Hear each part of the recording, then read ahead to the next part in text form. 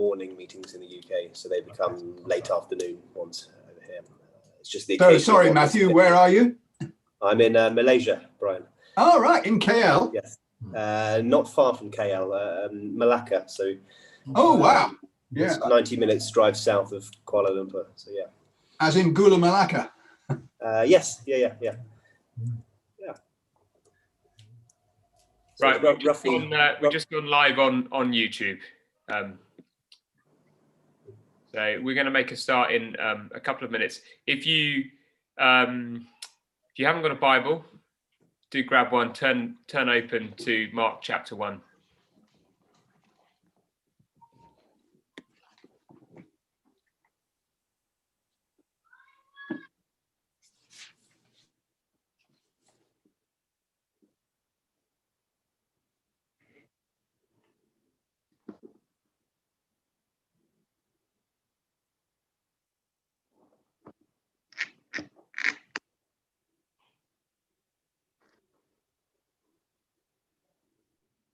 Good to see you, Brian. Welcome. And Steve. Thanks, Phil. And Tom. Good to see you. Right. Well, I think we're going to make a start. A warm welcome to you to the Moorgate Talks. We are trialing a slightly new thing, just trialing a 20-minute meeting, really, in January, and so that's what we're gonna stick to. We're gonna have a short talk from Mark's Gospel on the topic of the grace of God, and then each week we will also have a short interview. And this week we are privileged to have Nick Stansbury with us, and we're speaking to him in just a minute. But before we do, if you have a Bible, do grab it and turn open to Mark chapter 1. And as I said, the topic we're thinking about this month is the grace of God. And the question I want us to think about just for the next 10 minutes specifically is, what response will the spiritually filthy get from God when they come to him? What response will the spiritually filthy get from God when they come to him? Or more specifically, what response will the spiritually filthy get when they come to Jesus, who is our creator God? I don't know where you're coming from. This question may be a question you've never considered. It may be one you have all the time, or it may be one that you're just beginning to consider. But it's a question that was front and center on Jesus' agenda. What happens when the spiritually filthy come to God humbly, knowing their need of cleansing? I'm going to read from one of the very first events that happened in Jesus' public ministry, Mark chapter 1, verses 40 to 45. I'll just read verse 40. And a leper came to him, imploring him, and kneeling, said to him, "If you will, you can make me clean." Leprosy was the most devastating picture of spiritual uncleanness in the Jewish understanding. So the Old Testament book of Leviticus, many of you will know, is all about cleanness and uncleanness in the presence of the holy God. There were quite a few ways you could get unclean. You could eat the wrong food. You could touch a dead body. Various bodily emissions would make you temporarily unclean. But of all of these different ways, none was so devastating as leprosy. Quoting from the book of Leviticus, chapter 14, "The leprous person shall wear torn clothes, cover his upper lip, and cry out, 'Unclean, unclean.' He shall live alone. His dwelling shall be outside the camp. He shall remain unclean as long as he has the disease." For the vast majority of leprosy sufferers, if not for every single one, leprosy would have been permanent. So there is provision made in Leviticus chapter 14 for people who are somehow healed from it. But all the evidence we have points to the fact that people would never have recovered from leprosy. Ancient rabbis describe leprosy as death before death. One of the Jewish kings in the Old Testament, when asked to heal Naaman's prophecy, said, "Am I God that I can heal leprosy?" Today, we know that it's impossible to recover naturally from Hansen's disease, which is what we know now as leprosy. It was permanent. So the person with leprosy was, in effect, unclean before God forever. It was a desperate situation, socially ostracized. People used to throw stones at them, and rabbis dictated that people were not allowed within 50 meters of someone with leprosy. And of course, all of that on top of the fact that they were in a body that was slowly dying. And so when we read in verse 40, a leper came to him. Well, these are words that should have us on the edge of our seats, because what we have here is the most vivid Old Testament picture of what it means to be unacceptable, unclean, filthy spiritually before God. He is desperate, this man. He kneels down before him, begs him, implores Jesus, "If you will, you can make me clean." And so the question is, what happens when a spiritually filthy person comes to the eternal, holy God for cleansing? But before we read on, I just want us to notice something strange about his question. Did you notice that?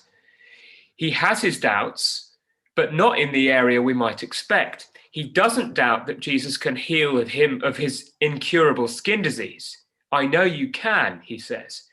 The question for him is whether Jesus wants to. "If you will, you can make me clean." And when you think about it, you can see why this is his question. He's had a lifetime of rejection. No one has wanted to have anything to do with him. His friends, he has none. His family, they've disowned him. Why then would God want anything to do with him? You may be listening and have that question. If I come to God, to my Creator, after my life, what will he do with me? I reckon actually this is the question that deep down we're all more likely to be asking. Not so much, can Jesus make me clean? But does he want to? Well, let me read on. Jesus, moved with pity, stretched out his hand and touched him and said, "I will be clean." And immediately the leprosy left him and he was made clean. This is the true God. This is what he's really like. See, tragically, many of us see God as some kind of grumpy Victorian headmaster who can't wait to get the cane out for wrongdoers. But that is such a tragic misunderstanding of who God is. Rather, he's something completely different. And did you notice the extraordinary detail that Mark records, that Jesus stretched out his hand? Just look down at that if you've got a Bible. Verse 40, Jesus stretched out his hand and touched him. I've been wondering, why does Mark, and Mark is pretty sparing with details. He doesn't give us the choreography of Jesus's hands much in his gospel. Why does he record this detail? Matthew and Luke record the same detail with this healing. He stretched out his hand. Just pause to think about it. I take it is because all of the eyewitnesses remember this moment. They remember the horror of watching and realizing what Jesus was about to do as he stretched out his hand.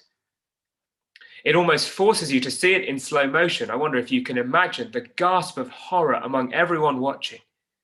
He's about to touch him. He stretched out his arm. And what about the leper himself? What was he thinking? When was the last time that he'd felt the touch of another human hand? The point is that Jesus moves towards this leper. He moved towards him. Can you believe it? Here is the epitome of spiritual filthiness under the law.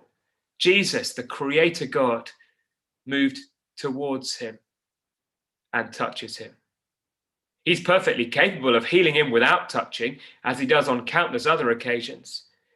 But he does this to show not only how powerful he is, but also how willing he is, and how tenderly he loves and treats the spiritually unclean, who would come to him humbly. Anyone who would come to him humbly. See, I think our natural assumption is to think that if I were to come to God in all his purity and holiness, knowing all of my sin, knowing the filthiness of my heart, all the stuff I've thought and done that no one else knows, but the stuff I know that God knows I've done. If I were to come to him, the holy God, well, he would not let me within 1,000,000 miles of him. But in Jesus, we see that not only does he want to heal our souls, he moves towards us. He stretches out his hand. He really loves us. He really wants to save the spiritually filthy, the desperate who come to him humbly. And just notice that Jesus' ability and authority to do this is without question. Verse 42. You see that? Immediately the leprosy left him and he was clean. Just imagine seeing that. Here is proof positive that Jesus truly is God's Messiah, with all of the authority to cleanse us definitively and forever before God. Since the 1980s, we've actually had, you will know probably, we've actually had a combination of drugs that can push back and eventually heal leprosy. So after thousands of years, God has, in his kindness, provided us with a medical cure. But even that takes 6 months to a year to push leprosy out of the body. Here, Jesus, with 2,000 years ago, with one touch, the leprosy was gone. And so he shows that as God's Messiah, he can make us spiritually clean forever. Two things then. He wants to. He stretches out his hand. He can. Immediately, the leprosy left him. This then is the wonderful grace of God. And if we're Christian, well, there may be all kinds of failures and sin weighing on us right now. We may feel that Jesus must have had enough of us by now. But Jesus says, no, I'm still the one who stretches out my hand in deep compassion for the spiritually filthy. And if you're investigating, listening in, well, the leper knows his need. Will you therefore come to Jesus humbly on your knees like this leper to your Creator, knowing your need of spiritual cleansing? And when you do, know that he will not turn you away, but he will stretch out his hands.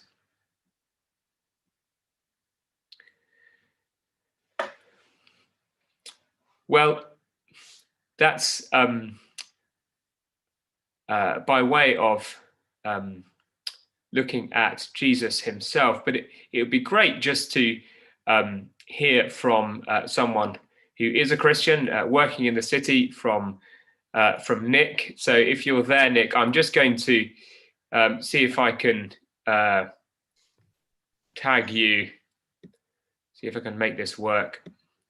If I pin your video and then my video. There we go. Nick, thank you very much indeed for joining us. Hi, Phil. Just say briefly, how long have you worked in at L&G? Yeah, a little over 7.5 years, something like that. Great. And when we were chatting earlier, you said that you went to university, and when you went to university, you were definitely not a Christian, right? So, in fact, you described yourself as a Dawkins-esque anti-Christian. But then you left university believing in and following Jesus. So it'd be lovely, just great to hear what exactly happened. Yeah, so I think it's pretty fair description of where I'd have been with Jesus to say that I hated him when I arrived at university. I hated him, and I felt some combination of hatred, loathing, and pity for those who I knew who did follow him. I'd been one of the leading campaigners at school to end compulsory attendance of chapel, very unsuccessfully, and came to university delighted at the idea of not having to have anything to do with the church or going into a church at all. The very first day of a sort of formal attendance at university, we had to go and matriculate in a cathedral. And we were lined up sort of like school children, 2 by 2, to walk down to the cathedral from the college. And I was next to now someone who's one of our really dear friends, Sophie, and I turned to her. Other people would have made small talk. I decided to have a dig at Jesus. The very first thing I said to her, hello, my name's Nick, and I'm really angry that we have to go and do this. I can't believe we have to go and matriculate in an institution dedicated to learning, in a building that is dedicated to this outdated notion of a creator God that I know no one will believe in. This university only has intelligent people who come to it. There cannot be a single person left at this university who believes in such a ridiculous and outdated notion as a creator God. And poor Sophie, somewhat taken aback, I think, by the fact that rather than saying, hello, I'm Nick, I'm here to study law, what's your name? She turned to me on the spot and said, well, actually, I am. I'm a Christian and I follow Jesus. And I turned to her sort of stunned silence and said, well, I'm terribly sorry about that. And we wandered down in near silence all the way. But Sophie and a number of other Christians who I met in college, the floor I was on was stuffed full of Christians, but keen members of the Christian Union. They took me along to a course called Identity, which is a bit like Christianity Explored. We were given a little copy of Mark's Gospel, a little blue book, which I took back to college with me. I never went back. I only would agree to go to one of these Christianity Explored courses. And I tucked this little Mark's Gospel away in the back of my drawer, of my chest of drawers, fully intending to never read it ever again. In fact, I was pretty certain that I'd thrown the thing away a couple of times, but it turned out every time I threw it away, Sophie would find convenient excuse to extract it from the litter basket, dust it off and slide it back in the drawer in the hope that maybe I would turn to read it one day. And I sort of continued entertaining the idea of laughing at the Christians, trying not to laugh at them, until one day I had a knock on the door in the middle of the day.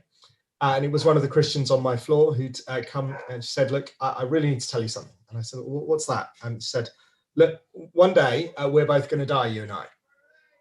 And when I die, I know that I'm fine because my sins have been paid for by Jesus. But when you do, you are going to have to stand before God and pay for your own sins.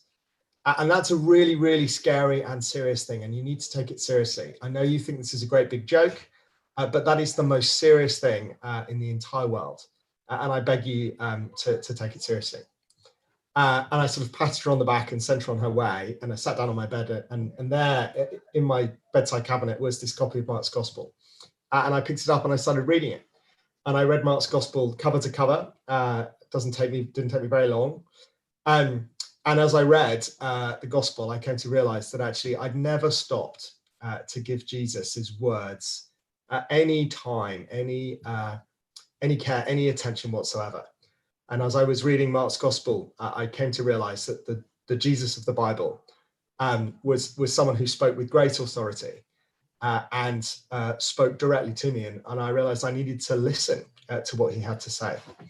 And so I went and I told some of these Christians that maybe I was prepared to consider that maybe I'd been wrong. And they'd suggested that I meet up with a guy, PhD student who was studying for last year for his PhD, and suggested that we met together to meet the Bible one-to-one, which we did for a year. Sometimes we'd meet for half an hour, sometimes we'd meet for a couple of hours. And he just took me slowly, patiently, kindly, graciously, gently through the pages of Scripture. We started with Colossians, we read Romans, and I think we read John together. And some point over that year, I came to realize that by the end of the year that I was trusting and following Jesus. And I don't think I could put my finger on one day when it was that I crossed from death to life. But I know that from that moment of accepting the possibility that maybe I was wrong about the claims of Christ to at the end of that year, realizing that actually I believed in Jesus and I was following him, that I became a Christian over that year.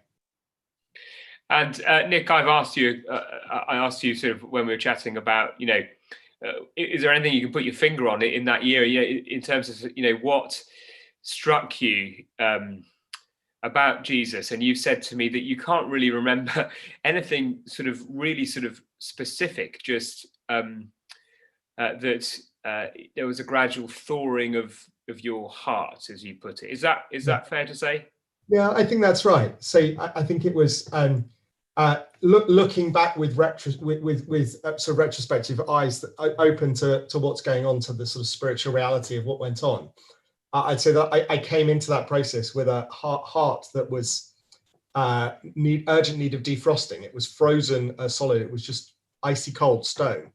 And it needed to be thawed by the Spirit over as I was exposed to His words over the course of that year. So I can't put my finger on any one thing. I can't say that it was one time reading the Bible with Richard, or one particular bit of scripture. It was just gradually being exposed to what Jesus had to say through His words that sort of thawed my heart out. Was it then a sense of a ring of truth? Would you say then, as you sort of read the Bible, it just you just sort of it seems to be true, or it carried that authority that you couldn't argue, you couldn't deny, or something along those. Yeah, I think so. I mean, it's really hard for me to put my finger on and say there was one precise thing, but it was I read Jesus's words and Paul's words, and as we sort of said, these were words that spoke with great authority, and I had authoritatively dismissed them as lies and falsehood. And was sitting under their authority and exposed to them, really reading it and listening to it for the first time ever. I'd gone to church as a child, been at cathedral, been at chapel twice a week through all my time at school, and actually had never actually listened to what Jesus had to say. Of course, that makes a huge amount of sense, doesn't it? That when He came, you see in the Gospels, don't you, that the scribes, that the religious leaders of the day, well, people listened to Jesus and said, well, He speaks with authority and not as the other religious leaders of the day. So they were, they too, it's a similar, I think, to what you're saying as you come face to face with His words. Just one more question, Nick, in our time, very briefly, if you don't mind. That was 20 years ago. What does Jesus mean to you now? And I guess specifically in a workplace context as well, if you wouldn't mind just. Yeah, thank you. So obviously there's lots of differences that following Jesus makes, and I don't know all of them, because I can't imagine myself as someone who isn't following Jesus to know what I would be like and what work experience would be like if I wasn't. But I think the two big ones really are sort of meaning and purpose, and security. And I think I see people in the city, people I work around and with, and people who work at other firms that I know, struggle for both. They struggle for meaning and purpose, and they struggle for safety. And I think Jesus gives us both. Jesus gives us perfect security, that we know that whatever happens, however bad the things that happen to us in this world and this life are, that our eternal destiny is absolutely secure. That because, like the leper, my sin has been made clean. Jesus has driven it out of me, in the same way as with the leper. That my destiny is secure because He's paid. So I have perfect security. We don't need to chase after material things to give us that security in this life, because we have perfect security in Jesus. And the second, I think, is meaning and purpose. To know that every day we come to work, struggle along to put the right trades on, or to make our models add up to 100, whilst knowing that actually our lives have great meaning and purpose to them, and that we're able to hold out Jesus to those around us, fulfilling the greatest purpose really that any of us could ever have. And I think both of those things are transformational, knowing we're safe, and knowing that our days are full of purpose and meaning. Thanks very much indeed, Nick, for joining us. That brings us to an abrupt end to our brief time together. But thank you very much, everyone, for coming, and we'll see you again next week for another brief 20 minutes time thinking about the grace of God. This will be on the website if you want to forward it on to anyone as a kind of podcast. But that brings us to the end of our formal time. Thanks very much for coming. If people do want to stick on, I'm going to stay on the line if anyone wants to chat about anything. But thanks for coming, everyone. Thanks, guys. Thanks, Phil. Thanks, Nick. Thank you.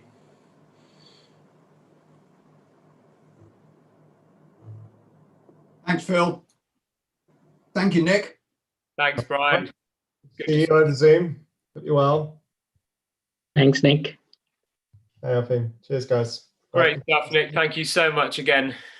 Not at all. Great to see you. Cheers, guys. Bye-bye. Phil, can I just